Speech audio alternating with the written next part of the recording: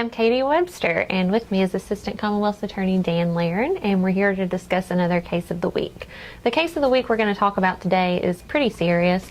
A lot of times we work with police officers, but sometimes we also work with fire investigators as well. And this is a case where we particularly worked with the fire department, right? Absolutely. This is an arson case. Over the years, we've prosecuted a few of these cases. I recall some that involved an apartment complex, the VA hospital. There have been some other fires set, but fortunately for us, this isn't the type of case that comes to us very often. But in this particular case, it was in April of 2012.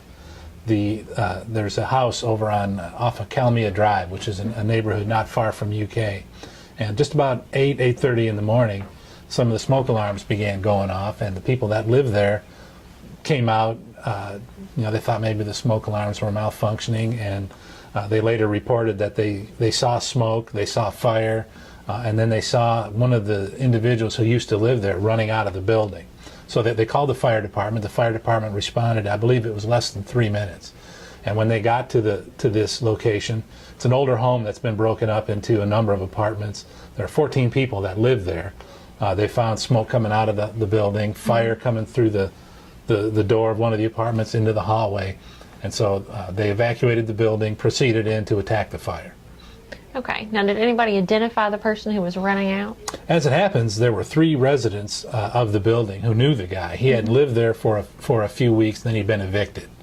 It had been about a week or 2 since he'd been evicted, and he was identified, as you see from his mugshot here. He is a very unique-looking individual. So they did not initially identify him by name, but the police and the fire department knew who they were looking for. When the fire department made entry into the room, what they found was that the apartment was basically empty, and it had been vandalized. The walls were written on, the refrigerators were turned over, there was some water running, things of that nature. More importantly, the carpet padding had been ripped up, stacked into a pile, and lit on fire.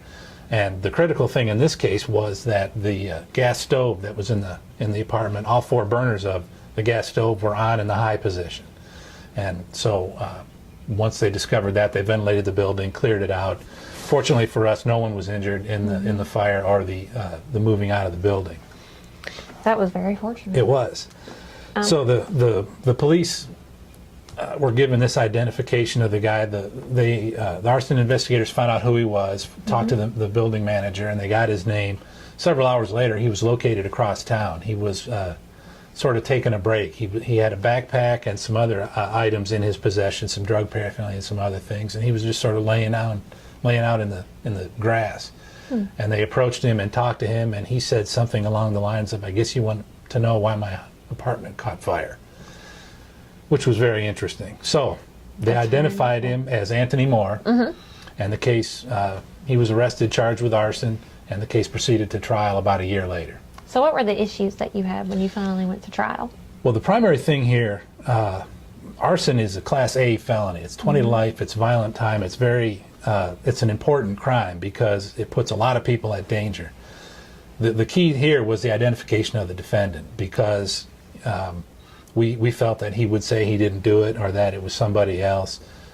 As it happened at the trial, he did not testify. The investigators did a very thorough job of documenting everything around the apartment. They found that entry had been made into the apartment through a side window, that he had taken since he didn't have keys, he took the screen off, pushed the window in, and he came in that way. He had a lighter in his possession when he was arrested. It was a pretty solid case if the jury believed the 3 witnesses who saw him run out of the house, and they did. So how did this resolve? Well, the case went to trial. Mr. Moore is a persistent felony offender. As the jury learned, he had priors for criminal possession of a forged instrument and trafficking in a controlled substance. As it turned out, he had been released from parole about 3 days, I think, before the fire was set.